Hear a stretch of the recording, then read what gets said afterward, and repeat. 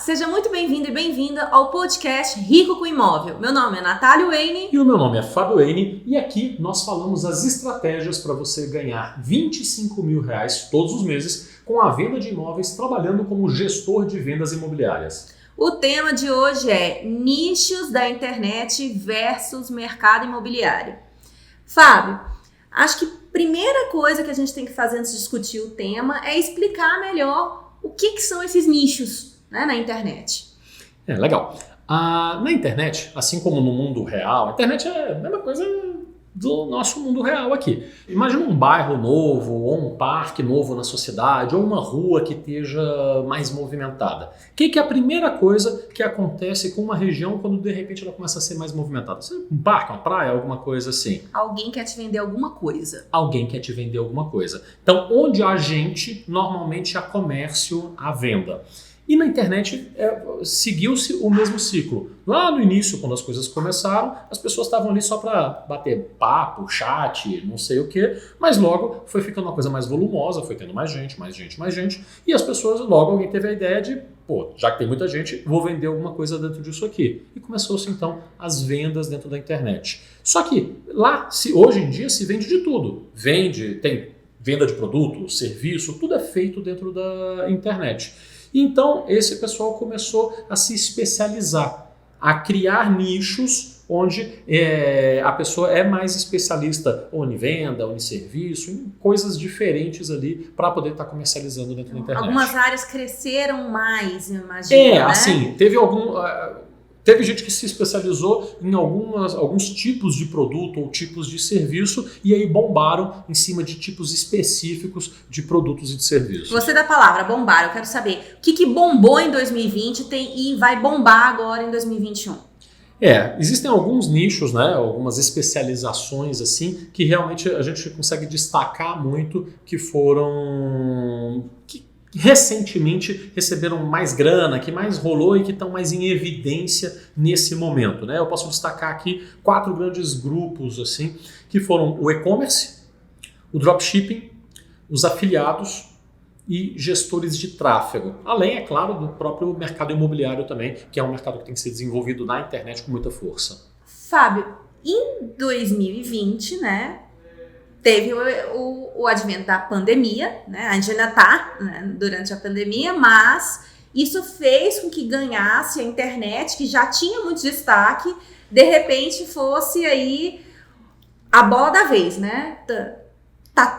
Todo mundo migrou, o presencial migrou ali para a internet. A internet ela não nasceu com a pandemia, mas ela explodiu de fato, foi aquela assim, consolidação final exatamente com a pandemia. A gente tem um mercado que vem se desenvolvendo e nasceu há mais de 20 anos e veio crescendo. Algumas coisas fizeram com que ele crescesse com muito mais força aqui no Brasil e no mundo, mas no Brasil especificamente. Um deles foi a questão dos celulares. Então a internet antes era uma coisa que eu tinha que ir, sentar num computador. Então isso é uma coisa muito específica, nem todo mundo tinha computador. Quando ali nos meados de 2012, 2013, até 2015, todo mundo passou a ter celular, todo mundo passou a ter smartphone, que é o danado ali, e zap e tudo mais. Então isso daí se desenvolveu horrores.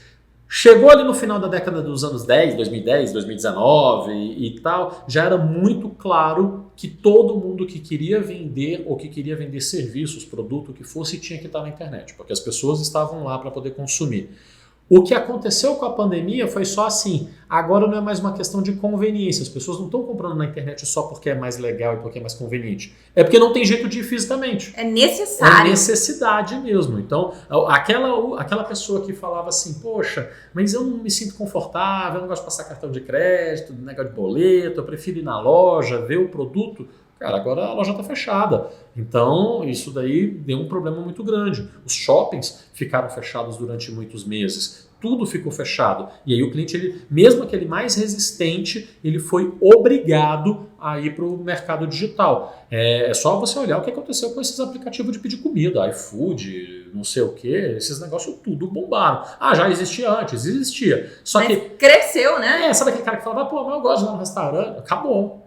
E aí, qual que é o lance? Essas pessoas, você acha que elas vão voltar a ter o mesmo comportamento que antes? Uma vez que experimentou? Não, e outra coisa, não é uma vez que experimentou, a longo prazo, né? Porque a gente tá falando aí de mais de um ano de pandemia já. Então, as pessoas ou se adaptavam ou se adaptavam. Mesmo aquela pessoa que às vezes fala, às vezes a gente tem gente mais velha que não gosta disso, ou alguma coisa desse gênero. Na verdade, não é que não gosta, é que ela às vezes nunca tinha tido a experiência, ela nunca tinha feito. E aí ela achava que era complicado, ela achava, enfim, ela tinha uma série de crenças aí, e por isso não dava sequência. Uma vez que ela experimentou, acabou. Você acha que agora, eu vejo no meu prédio, por exemplo, tinha um monte de senhorzinho que saía todo dia para poder pegar as coisas. Agora o supermercado entrega. Agora tá tudo assim, tá tudo com delivery, tá tudo com o online. Então essas pessoas elas não vão voltar, foi um caminho sem volta. A pandemia acelerou esse processo, mas não é acelerou e isso volta a frear. Acelerou e eu acho que é um caminho sem retorno. Não que não vá ter o presencial, mas o caminho sem retorno, você fala assim, é que a demanda de crescimento. Olha né? só, mesmo quando a gente fala não é que não tenha o presencial, na verdade, o que a gente talvez vá ter é o contrário da realidade que era alguns anos atrás. Porque no começo era tudo presencial e um pouquinho de online. Depois foi muito online e presencial. Talvez o que a gente vai ter de agora para frente é um pouquinho de presencial e o grosso no online. Se você pegar, por exemplo, empresas como a Amazon nos Estados Unidos, ela consome 80% de todo o crescimento do comércio no geral. E ela mata. Então, por exemplo, é um monstro. É um monstro. Quer um exemplo? Lá nos Estados Unidos existia uma grande rede de venda de brinquedos. Então, a Toys R Us. E aí era uma empresa gigantesca. Era tipo o que é aqui no Brasil a ReHap. E, cara, tinha Toys R Us em todos os lugares. Fechou. Fechou todas as Toys R Us. Por que essa rede fechou? Porque ela não consegue brigar com uma Amazon. Porque a Amazon entrega no mesmo dia, na maior parte das cidades, ou entrega no dia seguinte. O preço é metade do que custava nessas lojas. Então, ela não conseguia brigar com pagar aluguel, fazer tudo isso. Concorrer. Então, nos Estados Unidos já está fechando shopping, estão fechando essas grandes redes. Isso aí é uma coisa que eu acho que é um caminho sem volta. Então, você fala assim, Fábio, não vai ter loja física? Para muitas coisas não vai existir a loja física. Antes era um passeio. Quando eu ia para lá, a gente passeava na loja de brinquedo. Não tem mais. Você já foi em alguma loja de CD recentemente? Não existe. Então, simplesmente não existe. Não é que, mas dá para comprar CD ainda? Dá, né? Pela internet. Na internet você compra CD, DVD, disco, daqueles de vinil, mas as lojas não é viável economicamente existir. Então, esse jogo ele mudou muito e é um jogo que vai continuar fazendo isso em outros segmentos. Tá, Fábio, vamos falar agora, então, um pouco mais sobre esses nichos. Me fala um pouco sobre o que as vantagens e desvantagens de cada um desses que ganharam destaque. Nath, eu acho que não é nem uma questão de vantagens e desvantagens. Eu acho que, assim, todos esses negócios são bons, só que todos eles têm vantagens e desafios. Cada um tem um desafio um pouco diferente dentro da sua aplicação. Tem uma dificuldade, né? Vamos começar aí pelo e-commerce, né? Pra mim, eu já fico com aquela coisa na cabeça. E-commerce não é tudo? Não é qualquer coisa que eu venda pela internet é um e-commerce? Não, primeiro assim, se a gente for fazer ao pé da letra mesmo, se eu for traduzir ali e-commerce seria o comércio eletrônico, né? E comércio, a gente está falando de produtos, não de serviços. Então, a primeira coisa que a gente já tem que diferenciar é o e-commerce são as lojas que vendem produtos. E aí a gente tem lojas no mundo real, no mundo físico, como Magazine Luiza, como lojas americanas. Essa galera tem lojas físicas, só que eles também hoje têm lojas no mundo virtual, dentro da internet, seja num site, seja trabalhando numa plataforma, seja, enfim, de vários caminhos aí, eles têm lá suas lojas virtuais. E na loja virtual eles também vendem muito. Magazine Luiza, por exemplo, durante a pandemia, conseguiu terminar o ano vendendo mais do que no ano anterior, mesmo tendo passado meses com todas as lojas fechadas. Como é que isso foi possível? Porque eles se prepararam antes e eles já tinham toda uma estrutura para poder vender no digital. Então, para eles, a pandemia foi ok, eles conseguiram sobreviver.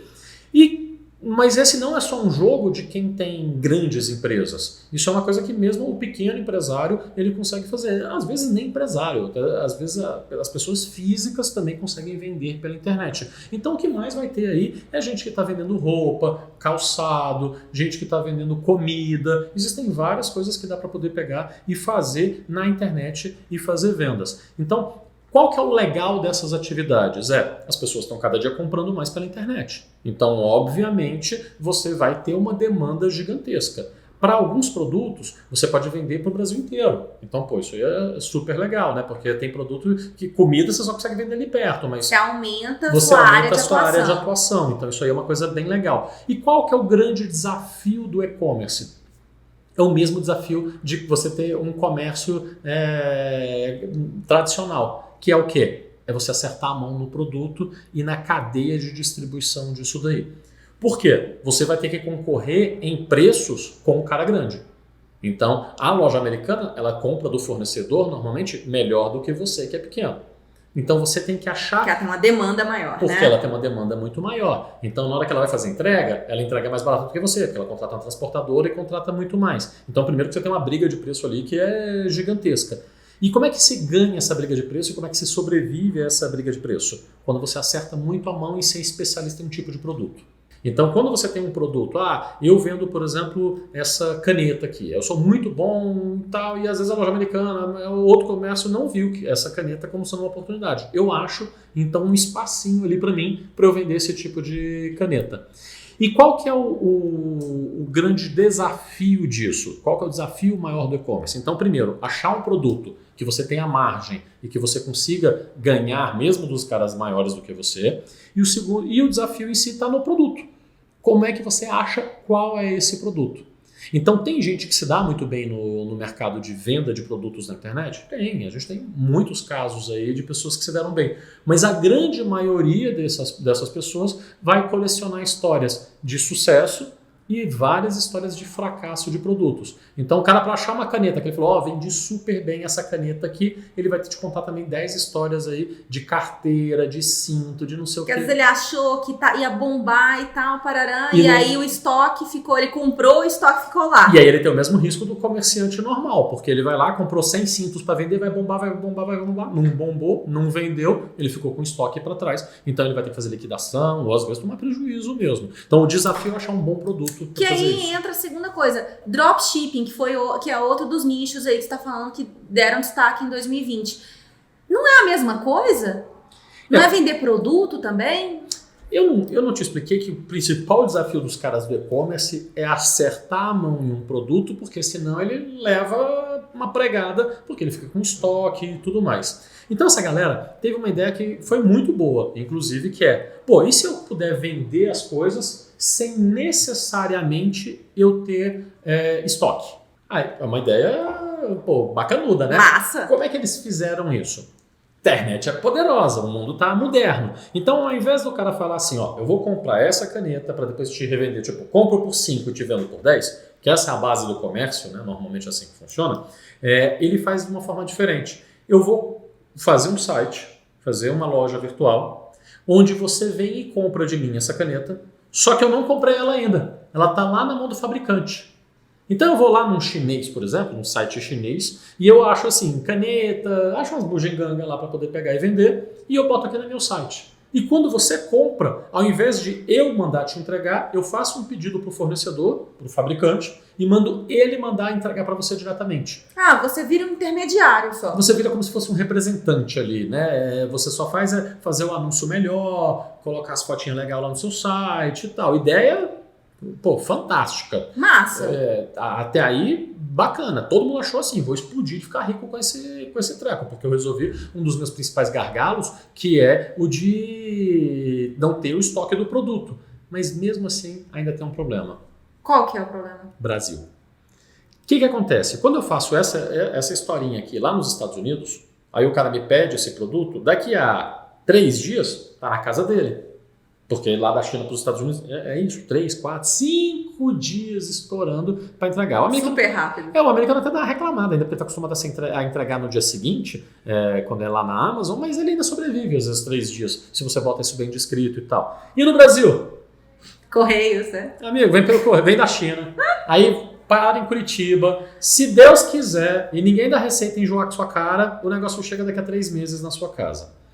E aí tem essa, então. O negócio vai chegar daqui a 1 mês, 2 meses, 3 meses, se chegar. Aí o camarada pega um produto para poder fazer o dropshipping, e não chega na casa do cliente. Ou o cliente cansa no meio do caminho ali, 15, 20 dias sem chegar o produto, ele cansa. O que ele faz? Pede reembolso. Pede reembolso. E aí não tem, só que o produto vai chegar na casa dele. Daqui a 300 dias, mas vai chegar. Aí esse daí ele perdeu. Ele simplesmente perde o valor do produto.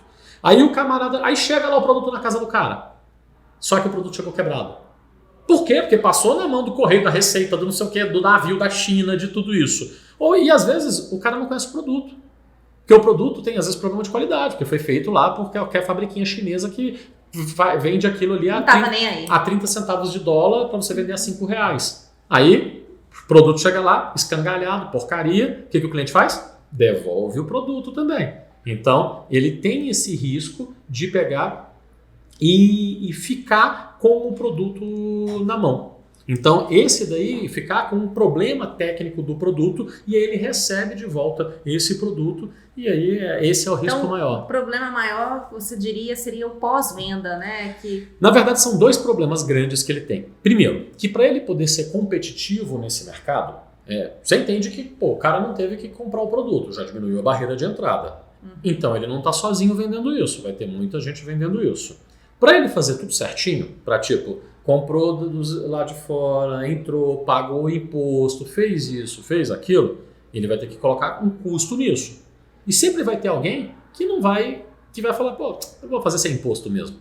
E aí é mais barato do que você. Então, para às vezes conseguir entrar nesse mercado, você vai ter que pegar e fazer algumas coisas que não são muito legais ali. Vai falar, então eu também vou tirar o imposto, também não vou cobrar isso aí não, para ser competitivo. Mas aí você está se arriscando. Mas aí você toma risco de levar uma pregada da Receita Federal. Tem gente nesse mercado que já foi preso, que está respondendo processo e tudo mais. Então esse é um risco grande que a pessoa tem que estar consciente na hora que vai entrar nisso daí. E a outra questão é o que você disse, é o pós-venda, né? Muito problema, né? Muito problema de pós-venda. Por isso, assim... Quem nunca pediu algum produtinho xing-ling e depois só de 4, 5 meses foi chegar o produto, né? Então... E aí, o que acontece? O grande lance é que o pessoal que mexe com drop, eles têm que ficar controlando, então, para que, assim, as perdas não podem ultrapassar o lucro. Porque é muito difícil fazer equilíbrio, né? Ele perde muito, ele já sabe que vai perder muito. O grande lance é assim, às vezes ele compra muito baratinho, então ele compra por 30 centavos e vai vender por R$30. Aí ele fica torcendo para que essa margem grande compense as perdas. Mas a gente conhece muita gente que não consegue ultrapassar essa barreira, né? Fábio, vamos então agora falar sobre o mercado de afiliados. Como é que é o negócio aí? Arrasta para cima e plim, plim, caiu o dinheiro na conta? Bom, podia ser assim, né? Todo mundo tira onda agora com o mercado de afiliados. E primeira coisa que assim, o mercado de afiliados ele não é um mercado ruim, é um mercado interessante. Para quem às vezes está assistindo a gente e não sabe o que é afiliado, só vê as piadas aí do arrasta para cima, Hotmart, não sei o que lá. Afiliado é o seguinte, existe na internet pessoas que têm o que é chamado de infoproduto, que são normalmente produtos de conhecimento, tá? Então, não tem escola no mundo... É o curso! No mundo real, não tem escola? Tem. Não tem consultoria? Tem. Não tem... Faculdade, tem curso técnico. Professor particular. Essas coisas, elas migraram também para dentro da internet. Então a gente tem curso, a gente tem comunidade, a gente tem mentoria, a gente tem consultoria, tem um monte de coisa que são produtos que não são serviços diretamente, tipo ir lá instalar um ar-condicionado na sua casa, mas são produtos que o que é vendido é o conhecimento. Isso daí é chamado de infoproduto. Tá? Para não falar só curso, porque tá bom, é curso, mas tem outras variações disso daí. Então, esses infoprodutos, eles também precisam de distribuição, precisam ser vendidos para as pessoas. E existe uma possibilidade de você entrar nesse mercado sendo como se fosse revendedor desses produtos. Você é um intermediário ali. Você faz os anúncios, cria páginas de vendas, faz toda uma estrutura para que se venda um infoproduto. E quando ele é vendido, você ganha uma comissão, uma parte desse valor que foi feito ali, tá? As comissões normalmente são até boas, ali de 20%, 30%, 40% em cima do valor do produto final que é vendido do infoproduto. Mas, como qualquer negócio, como qualquer um desses outros que eu falei, mercado ele tem os seus desafios. E qual que é o maior desafio hoje do afiliado? Conseguir um bom infoprodutor. Porque os maiores, os caras que ganham dinheiro de verdade na internet, que são assim famosos já, eles hoje em dia não trabalham mais com afiliados. Por quê? Porque por que eu vou te pagar para fazer isso, sendo que eu tenho uma equipe que pode ser muito lucrativa e eu posso fazer isso? Então, eu seguro muito o produto porque eu falo assim, meu produto já está aprovado, meu curso já vende super bem. Não faz sentido eu te pagar 30% disso para você vender. É uma fatia grande. É uma fatia muito grande. Então, esses principais caras do mercado que há 4, 5 anos atrás eles bombavam de vender através de afiliados, hoje em dia eles já não fazem isso. Então você vê os principais nomes aí, Rocha, não sei o quê, esses caras do mercado, antes eles pagavam gordas comissões, mas chegou num momento que eles falaram assim, pô, tô bem, não preciso mais de você. Tô bem, não preciso mais de você. Demitiu o afiliado. Ele cortou, ele falou, olha, não trabalho mais com um afiliado. Então sobrou quem? Sobrou o cara menor. Que ele realmente tem dificuldade, ele não sabe fazer anúncio direito. Que tem potencial de crescimento. Ele tem potencial de crescimento, mas às vezes ele tem potencial e não realização.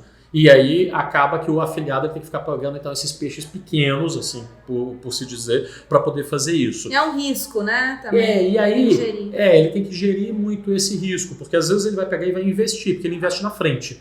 Então o que ele faz? Ele vai lá pegar, eu vou vender isso aqui, eu invisto 5 mil reais em anúncios, que é o chamado tráfego. Então eu vou lá, invisto 5 mil em tráfego, cruzo os dedos e falo assim, ó, que eu venda 15 mil, que eu venda 15 mil, que eu venda 15 mil, para eu poder ter os 5 de volta. Quando eu for receber minhas comissões. Ou melhor, que eu venda 20 mil, que eu venda mais. Eu tenho que vender mais para poder compensar, para eu poder ter de volta o dinheiro dos anúncios. E você investiu, né? E você investiu. Então, você coloca dinheiro na frente para poder receber depois. E aí é que está o negócio. Porque muitos desses produtos, eles simplesmente não vendem. E aí, esse equilíbrio é que é o difícil. Então, assim, se o cara acerta um belo do infoprodutor, um parceiro ali, ele pode ir lá e de verdade a gente já viu casos de gente ganhando dezenas de milhares de reais. Teve já gente que tem muita gente do arrasta pra cima que é papo furado, mas tem alguns caras desse que de verdade comprou Mercedes, comprou Porsche, ganhando dinheiro com esse mercado. Só que é esse negócio. É uma quantidade pequena, É bem limitada a quantidade de pessoas que conseguem chegar nisso. Beleza, agora vamos falar aí sobre o que tá no burburinho, que passa aí. Tá todo mundo falando sobre essa profissão, né? Já é uma profissão que é o gestor de tráfego.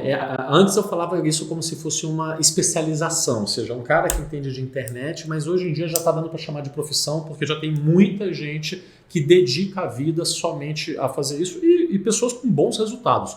Eu acho que de todos esses aqui que eu estou falando, o gestor de tráfego é um dos caras melhor colocados nesse momento do mercado, porque ele tem uma necessidade de alta demanda. Então, o que é o gestor de tráfego? O gestor de tráfego é aquele cara que faz os anúncios. Sabe aquele anúncio chato que você fica assim, ó, lá no YouTube, que você está assistindo, e aí você fica assim, aparece botãozinho do pular, aparece botãozinho do pular, 5, 4, 3, graças a Deus, e aperta o pular. Uhum. Aquele anúncio, em grande maioria das vezes, foi inserido ali por um gestor de tráfego. É alguém que entende da plataforma para poder colocar aquele anúncio ali. Então, esses caras, eles entendem bem de fazer anúncios no Facebook, entendem bem de fazer anúncios no Google, no Instagram, no YouTube, enfim, nas diversas plataformas. E eles são pagos para fazer esse trabalho.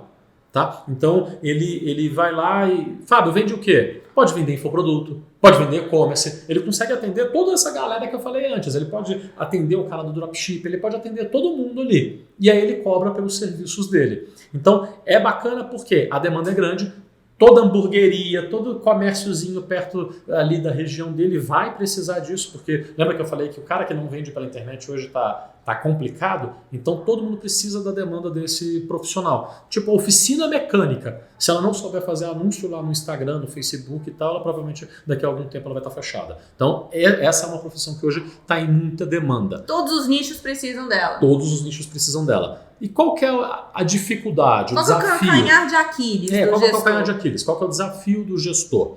É que, primeira coisa, que por mais que haja uma demanda muito grande, tudo que tem muita demanda também tem bastante oferta. Então, o cliente que vai fazer isso, quando ele vai procurar um profissional, ele tem como ser gestor de tráfego tem uma barreira de entrada pequena. O que é uma barreira de entrada? O cara ele consegue entrar lá, fazer um curso rápido e em poucas semanas ele já sabe apertar esses botões lá das ferramentas. Então, como o que ele tem que aprender não é tão longo assim, então ele rapidamente acaba tendo outros concorrentes, assim por dizer. e aí isso mina um pouco o que ele consegue colocar de preço do trabalho dele. Então assim, eu sou muito bom para fazer esses anúncios. Aí o dono lá do bar, ele fala assim, não, eu tenho um sobrinho aqui que ele entende dessas coisas de internet ele também. Ele fez um curso e já... eu tenho um sobrinho aqui que entende esses negócios e faz lá. Então ele briga muito para baixar essa remuneração. Então acaba que ele vai... O cara da mecânica, da hamburgueria precisa desse trabalho. Ele sabe que precisa. Ele sabe que precisa, mas ele não consegue remunerar tão bem. Então ele vai lá e vai fechar, não, tudo bem, eu faço teus anúncios aí, me paga R$400, me paga R$500, me paga R$1.000. E aí ele tem que ter um monte de clientes para conseguir fechar ali a conta dele, que ele tem que então, convencer. Acho que o problema maior seria a remuneração mesmo, né? Não é só a parte de remuneração, porque tem cara que é muito bem remunerado. O problema é conseguir achar bons clientes. De novo, é o produto. Como em quase todos esses outros casos, o grande desafio é o produto. Por quê? Você tem que achar um cliente que é grande o suficiente para poder fazer isso. Ou senão ele tem que gerir o tempo dele, porque às vezes ele não consegue achar esse cliente, aí tem que ter 20 clientes. Isso. E aí ele não consegue ter tempo para cuidar desses 20 clientes. E aí o cara tá ligando, paga R$400 para ele por mês ali, mas 3 da manhã tá ligando para ele, pô, e o meu negócio aqui não tá vendendo. Aí ele tem que dar satisfações, porque ele tá vendendo as horas de trabalho dele ali, mais ou menos, para poder fazer aquilo. Então, é bacana, é realmente uma questão que está em crescimento, mas eu acho que pelo fato de entrar pouco dentro da venda, ele fica muito limitado a só apertar botão. E aí, o apertar botão vai ter um valor menor no mercado. Beleza. E o que você pode falar agora sobre o mercado imobiliário? Porque a gente falou sobre esses outros nichos. E o nicho do mercado imobiliário? O que você pode dizer pra gente? Por mais que eu seja suspeito para poder pegar e falar, porque eu trabalho no mercado imobiliário, eu tenho a imobiliária, eu sou um fanzaço do mercado imobiliário, eu acho que ele hoje ele resolve alguns dos problemas do que acontece nesses outros nichos. A primeira coisa que acontece o mercado imobiliário ele está num momento de ir para a internet com muita força. Se alguns anos atrás o corretor de imóveis, o dono da imobiliária, podia ficar fazendo aí, eu vou fazer panfleto, eu vou fazer classificado de jornal, isso tudo morreu. Ninguém mais vai pegar e vai comprar um jornal para poder olhar um imóvel. Ainda tem placa na rua? Tem, mas se o cara não estiver na internet, ele está morto. Então, o mercado imobiliário ele caminhou para a internet com uma força absurda nos últimos anos. Com a pandemia, então, aí que foi dada a última cajadada ali, entendeu? 100% praticamente dos clientes que vão procurar imóveis vão fazer pesquisas na internet. Então a primeira coisa que o cara vai fazer, eu quero um apartamentinho ali de 2 quartos no meu bairro. Ele vai no Google. Primeira coisa que ele vai fazer é isso. Então as pessoas estão procurando hoje majoritariamente por imóveis na internet. Então a internet está bombando. Isso cria grandes oportunidades, porque quem domina a venda disso no meio digital domina o cliente e domina os lucros também, né? E aí que entra o gestor de vendas imobiliárias. Aí que entra o gestor de vendas imobiliários. Por quê? A gente está com um mercado que está em expansão, né? O mercado de imóveis ele está numa expansão de vendas. O mercado imobiliário é o que é chamado de mercado cíclico. Se você for, por exemplo, lá na Bolsa de Valores, sabe? Bolsa de Valores, esse negócio de vende ação e tal, esses caras têm algumas empresas que são do mercado imobiliário. Imobiliárias, construtoras, essas coisas. Se você olhar o grupo deles, tem escrito assim em cima, mercado cíclico. Por que é mercado cíclico? Porque o mercado de imóveis ele passa por períodos de expansão. Ele raramente tem períodos de encolhimento, mas ele tem períodos de expansão e períodos de manutenção. Então ele faz assim, lançamento, aí ele dá uma crescida. Aí, às vezes, vem uma recessão, vem uma crise, alguma coisa, ele vai andando meio flat, ali, meio retilíneo, se mantendo. Aí vem um outro momento de expansão, acontece isso de novo. Nós passamos por esses ciclos recentemente. Então, a gente veio ali 2009, 10, 11, 12 e o mercado imobiliário bateu o pico de vendas da história, de todos os anos para trás. Minha Casa Minha Vida. Minha Casa Minha Vida. Parecia que estava tudo dando certo para sempre. E aí, pá! Aí vieram os anos ali da Dilma, não sei o que e tal, o mercado começou a enfraquecer e veio um período de crise. O mercado não cresceu, ele parou e ficou. Quando veio aí 2019, 2020, ele deu aquela estilingada mais uma vez. Então, com a crise, a gente achava até que podia ser que nós íamos ter perdas, né? Porque as pessoas iam ficar trancadas em casa, sem emprego, e foi ao contrário, por conta de juros baixos, facilidade de financiamento e uma série de outras questões. Questão de não poder viajar. Não poder viajar e tal. Cara, já que eu vou ficar aqui, vou comprar um apartamento na praia. Então, simplesmente explodiu. O mercado imobiliário estourou. E aí, e a gente ainda está numa vertical de crescimento. Então todos os analistas hoje são unânimes em falar que 2022 provavelmente vai bater 2012. Então a gente deve bater o melhor momento do mercado imobiliário. Então nos próximos 3, 4, 5 anos é muito possível que a gente esteja no mercado de expansão. E quando que é melhor da pessoa pegar e entrar? Num mercado que está caindo, que está retilíneo, ou num treco que está estourando de vendas? O negócio está estourando. Meio óbvio, né? É meio óbvio, né? Então, outra coisa que é bacana no mercado imobiliário, como o pagamento pela transação ele é alto, ou seja, tem nenhum imóvel que é, sei lá, imóvel bem simplesinho custa R$200 mil, na maior parte das cidades. Mesmo Minha Casa Minha Vida, tem variação de preço aí de uma cidade para outra, mas vamos botar um valor assim que dá para fazer uma média aí, Rio, São Paulo e as cidades menores. Vamos colocar. Então, ele é caro. Coisa mais cara? 200, 300, 400, 1 milhão, 1 milhão e meio, 2 milhões, tem produto para tudo quanto é preço. Mas o produto mais baratinho ali, ele ainda assim, ele é muito caro. Então, quando você faz uma venda, o seu ganho é muito bom. Você não precisa fazer 30 vendas no mês. Você faz 1, 2, 3 e, cara, beleza, você já tirou uma super remuneração. Vamos imaginar alguém que trabalha aí com imóvel, por exemplo, de médio padrão. E aí trabalha imóvel ali de 300 e poucos mil reais. Isso não é mansão nem nada não. Estou falando de apartamentinho de 2, 3 quartos, às vezes 2 quartos, às vezes 1 quarto, dependendo se for em São Paulo ou alguma coisa desse gênero. O cara vender 3 desse no mês, ele faz 1 milhão em vendas. Com 1 milhão em vendas ele tira 25 mil reais limpo. Então, às vezes até com menos, com 800 mil ali ele já tira. A venda dos imóveis é feita pelo corretor de Sim, imóveis. pelo corretor de Como imóveis. é que você justifica o gestor poder ter remuneração aí de 25 mil reais por mês? Qual que é o lance? Lembra a história do gestor de tráfego? O gestor de tráfego ele vai pegar e vai vender o serviço dele para uma imobiliária, para um corretor de imóveis, para alguma coisa desse gênero. Quanto esse cara estaria disposto a pagar para outra pessoa que vai fazer os anúncios para ele? Sei lá, 2 mil? Eu acho até que você está sendo generosa, mas 500, 1.000, 1.500, 2.000, pá, às vezes é uma imobiliária maiorzinha, né? Paga aí um valor desse. E beleza, é o que o cara conseguiu ganhar. Agora, e se ele não entrar pedindo um dinheiro antes? E se ele entrar no risco? Porque ele quer uma parte da comissão. Só que ele não faz só os anúncios. Ele faz prospecção de produtos. Ele acha produto para poder colocar para vender. Ele faz cadastramento desses produtos no sistema, no site.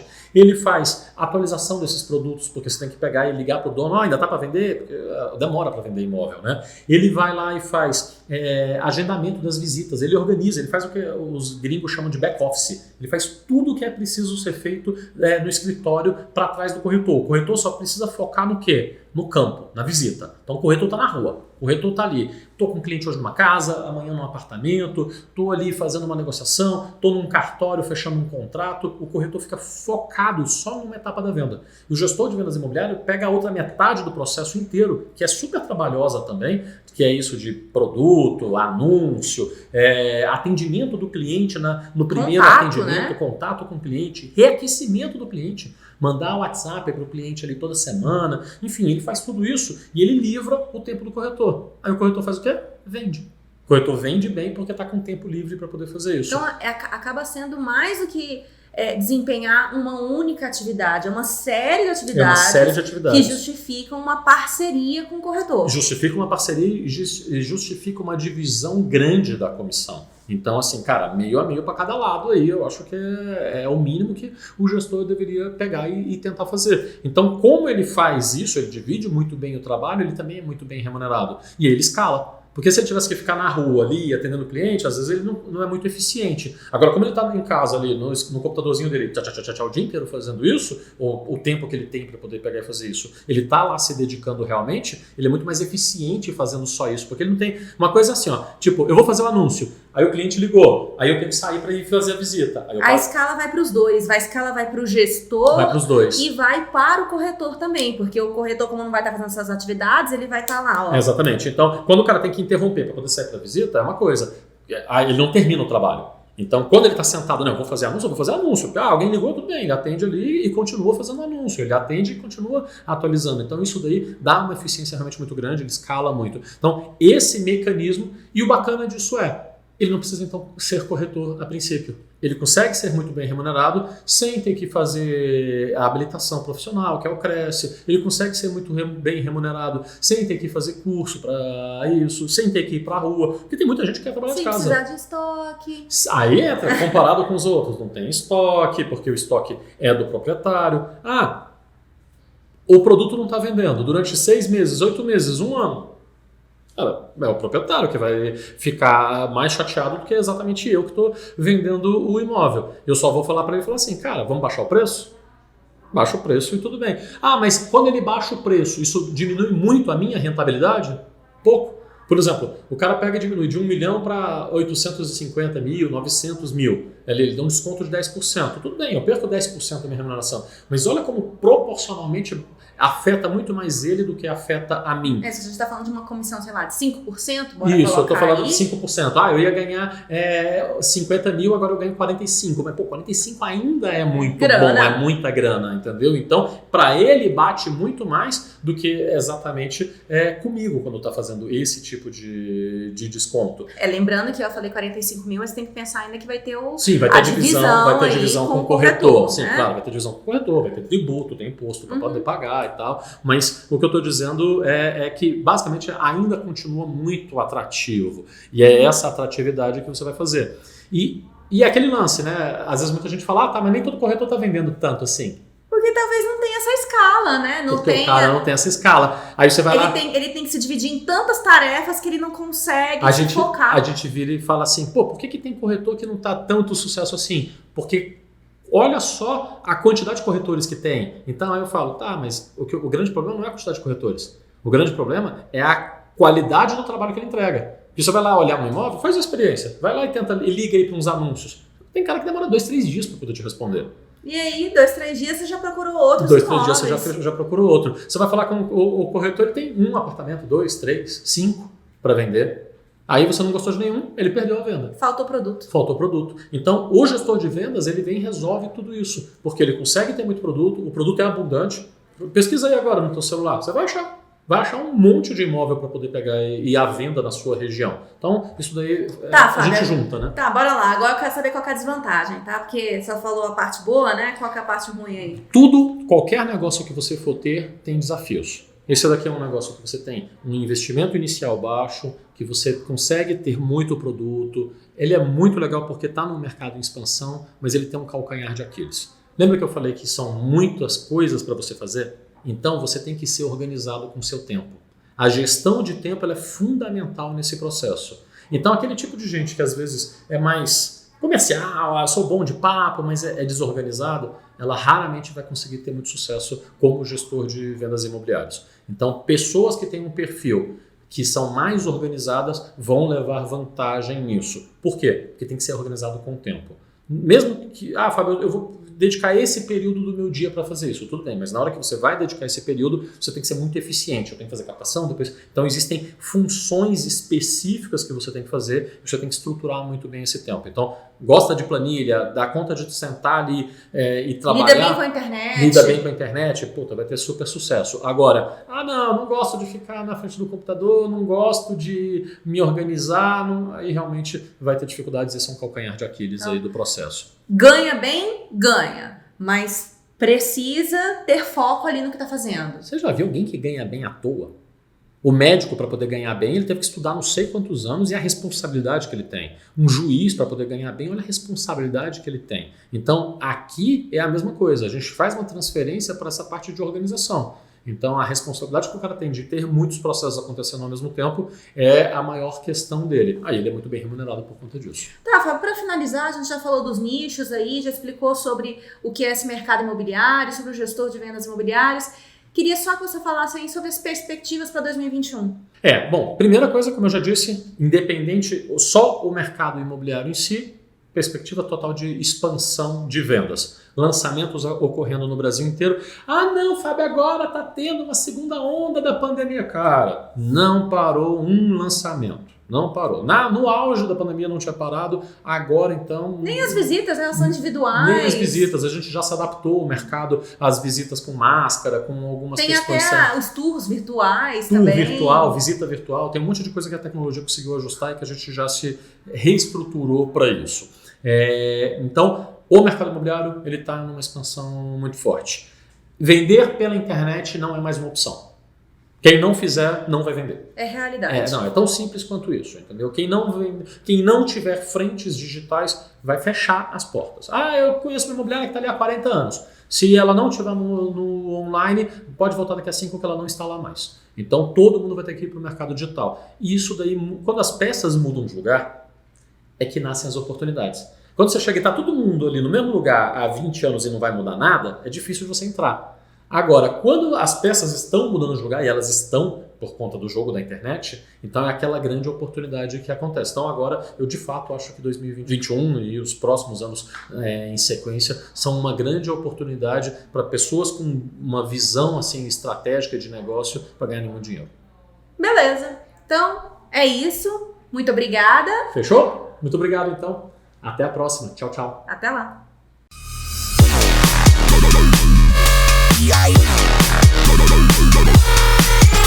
Yeah.